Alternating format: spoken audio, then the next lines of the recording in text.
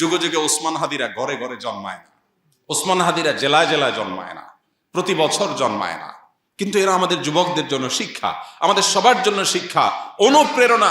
কিভাবে ক্ষুদ্র গণ্ডির ঊর্ধ্বে উঠতে হয়, কিভাবে ক্ষুদ্র চিন্তার বাইরে যেতে হয়, কিভাবে ভয়ের কালচারাল সংস্কৃতির দেয়ালকে প্রাচীরকে ভেঙে দিতে হয়, এটা শেখানোর মতো মানুষ ঘরে ঘরে হয় না। মুসলমানের সম্মান নিহিত আছে দুইটা জিনিসের মধ্যে, এক মৃত্যুর ভয়কে জয় করা, দুই দুনিয়ার মোহের ঊর্ধ্বে উঠা। বেঁচে থেকে কি হবে?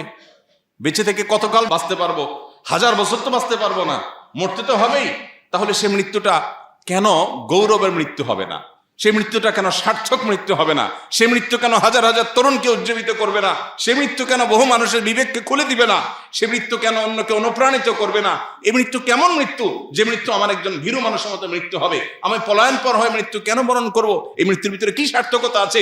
এই মৃত্যু তো সবাই বরণ করে, গরু ছাগলেরও তো মৃত্যু হয়। আমি মানুষ, আমি প্রাণী, আমি মুসলিম, আমি আল্লাহ নবীর উম্মত, আমি বড় বড় সাহাবীদের অনুসারী, অতএব আমার মৃত্যু তো অন্য 10 জনের মৃত্যু মতো হতে পারে না। আমি একজন আদর্শবাদী মুসলিম হতে হয়, আমার চোখে মুখে থাকবে দুনিয়া জয় করার স্বপ্ন, আমার চোখে মুখে থাকবে অন্যায়ের বিরুদ্ধে কথা বলার স্বপ্ন, মাজলুম মানুষের পক্ষে কথা বলার স্বপ্ন, অন্যায় অনাচারের বিরুদ্ধে কথা বলার স্বপ্ন।